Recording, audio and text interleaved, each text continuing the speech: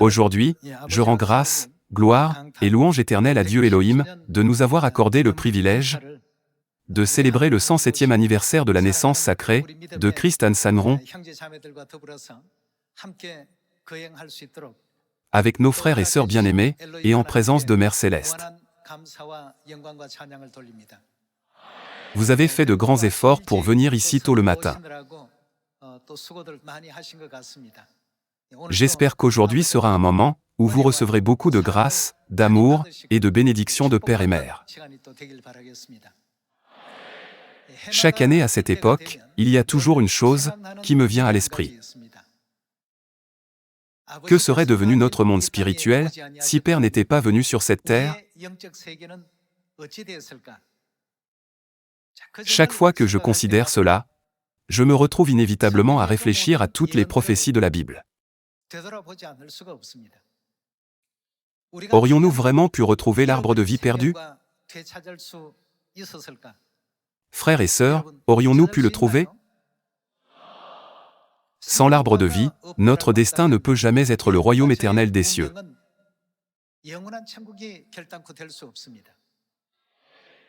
Père a rétabli la vérité de l'arbre de vie, la Pâque de la Nouvelle Alliance, afin de nous conduire à participer à la chair et au sang de Dieu, par le pain et le vin de la Pâque, pour que nous puissions être reconnus comme enfants de Dieu. Père est venu sur cette terre avec la vérité de l'arbre de vie. Si Père n'était pas venu, vous et moi, aurions-nous eu l'occasion de rencontrer Mère Céleste?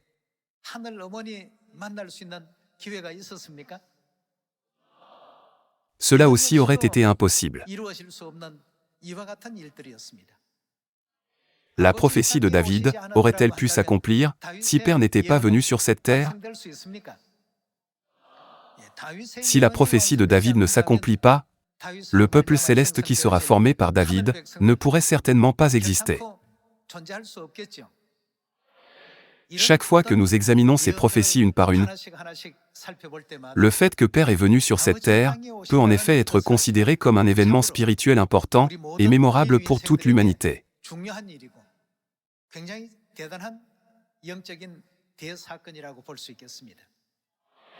Par conséquent, aujourd'hui est un jour de joie pour nous, et un jour où les portes du ciel sont ouvertes, pour que les pécheurs retournent au royaume des cieux, mais cela a dû être un jour extrêmement difficile et éprouvant pour Père, n'est-ce pas?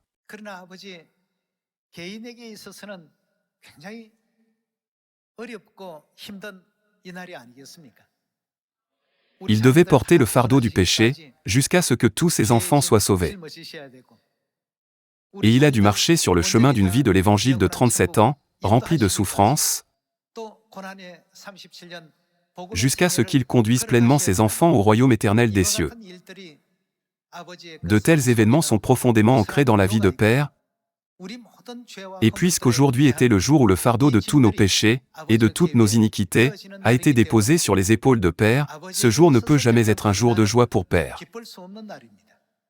Cependant, n'est-il pas venu volontairement, sur cette terre avec joie de nous sauver, ses enfants, et de nous donner le salut? J'ai souvent cette pensée, comment a-t-il été traité sur cette terre, il y a 2000 ans?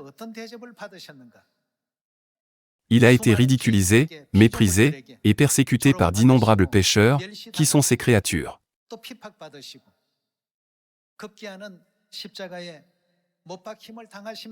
La terre est l'endroit même où il a finalement été crucifié, se sacrifiant pour nos péchés. Voudrait-il venir de nouveau dans un tel endroit? Si j'allais dans un pays où les gens se sont moqués de moi, m'ont méprisé, m'ont persécuté, m'ont cloué sur une croix, m'ont percé le côté avec une lance, et m'ont faussement accusé de péché, et ont même crié, que son sang retombe sur nous, et sur nos enfants, pourrais-je retourner avec confiance, si on me demandait de rendre visite à ces gens, et à cet endroit à nouveau? Qu'en pensez-vous? Vous ne voudriez pas y aller. Bien que ce soit un endroit où il ne souhaite pas retourner, Il apparaîtra une seconde fois à ceux qui l'attendent pour leur salut, comme prophétisé dans Hébreux chapitre 9. Chaque fois que je contemple ces paroles, je pense à quoi devait ressembler le cœur de Père. Père est confronté au destin de n'avoir pas d'autre choix que de retourner dans cet endroit indésirable pour le bien de ses enfants. Cependant, il a résolument choisi cette terre et est venu ici une fois de plus. Si Père n'était pas venu, serions-nous capables d'avoir le salut ou l'espoir du royaume des cieux? Aurions-nous réellement pu rencontrer Mère Céleste et comprendre correctement que nous sommes une famille céleste? Peu importe où nous regardons dans la Bible, sans la venue de Père, ce sont des choses que personne n'aurait pu savoir.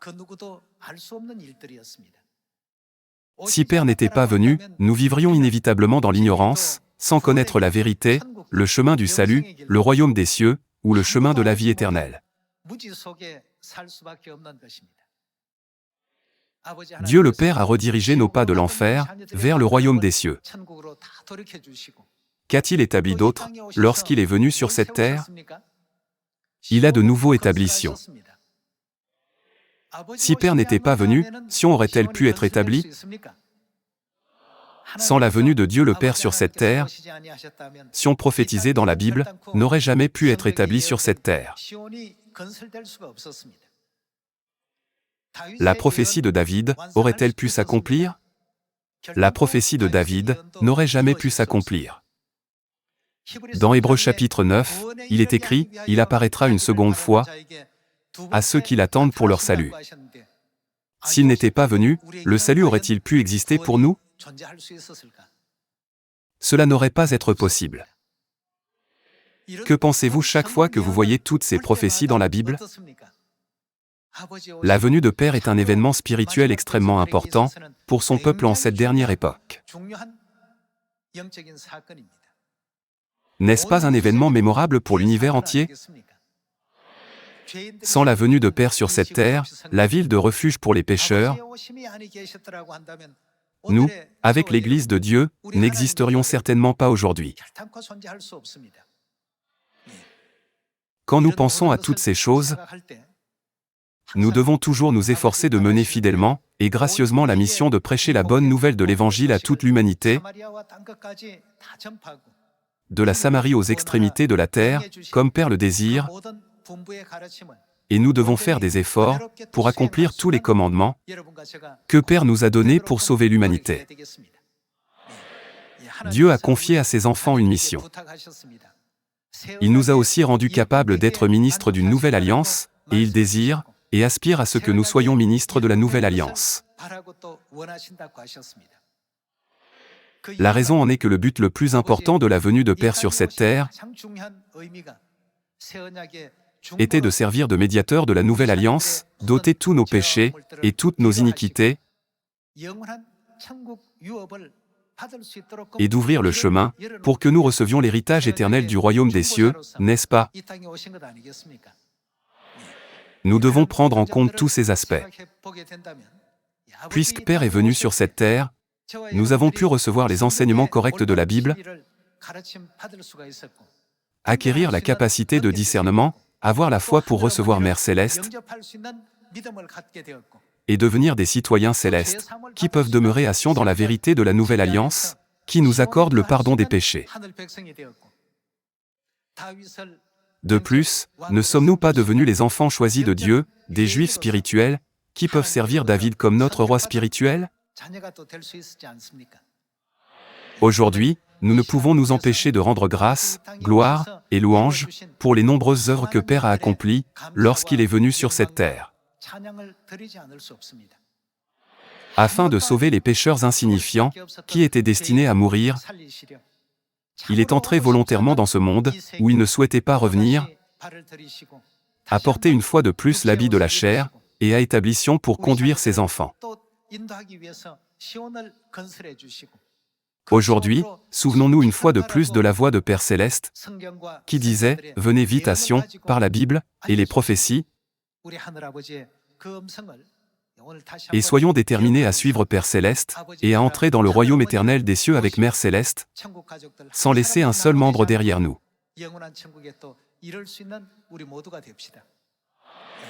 Si nous voulons rencontrer Père bientôt, cet évangile doit être rapidement répandu dans la Samarie et jusqu'aux extrémités de la terre. La vérité de l'évangile de la Nouvelle Alliance doit être répandue dans toute l'Asie, l'Afrique, l'Océanie, l'Europe, l'Amérique du Nord, l'Amérique centrale, l'Amérique du Sud, l'Inde du Nord, l'Inde du Sud, la Russie et le Brésil. Cet évangile doit être rapidement prêché dans tous les pays de tous les continents de l'évangile. Lorsque toutes ces œuvres glorieuses auront eu lieu et que l'évangile aura été proclamé à tous, Dieu fera sa déclaration. Maintenant, l'œuvre sur cette terre est terminée. Ce n'est qu'alors que notre travail prendra fin. Ce faisant, nous pourrons entrer dans le monde à venir, que Père a préparé pour nous, le monde après ce jour.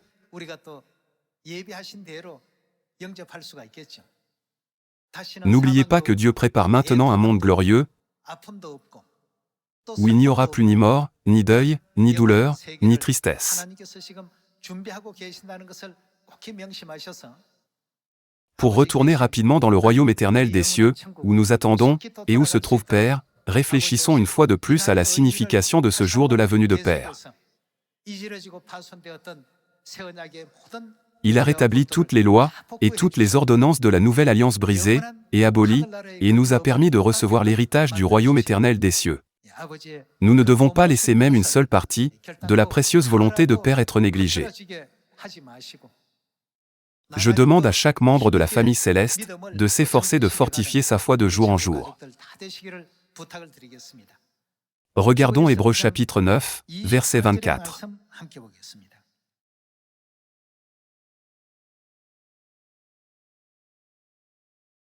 Chapitre 9, verset 24.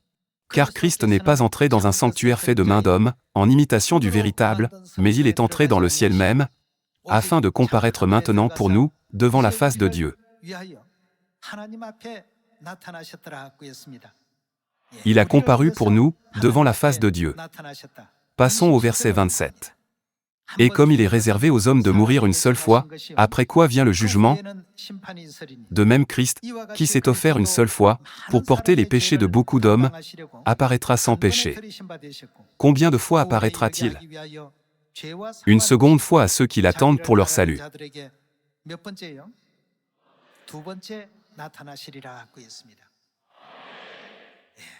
La raison pour laquelle il est apparu une seconde fois était pour notre salut. La venue de Père est si importante. N'est-il pas écrit dans 1 Pierre que le prix de notre foi est le salut de nos âmes?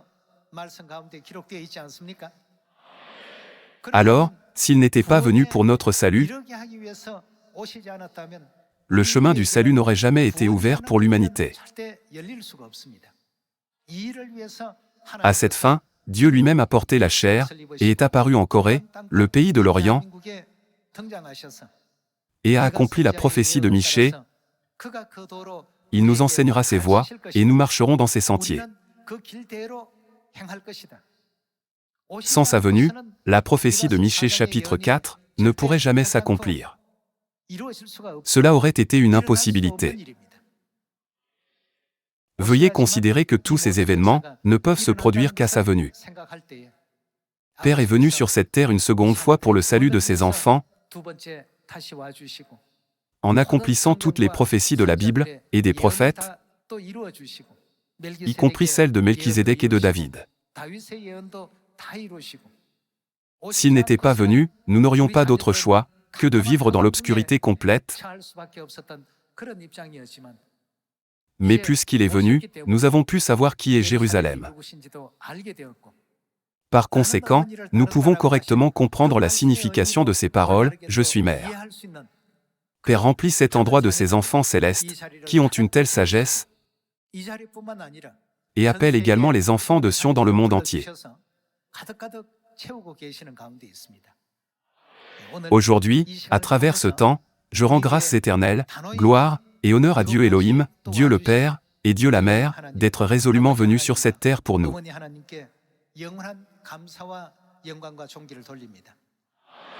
De plus, à tous les membres de notre famille de Sion, qui sont revenus à Sion, en écoutant les voix de Père et Mère, et qui ont participé ici, j'espère que vous resterez tous en bonne santé, et recevrez de nombreuses bénédictions dans la nouvelle année.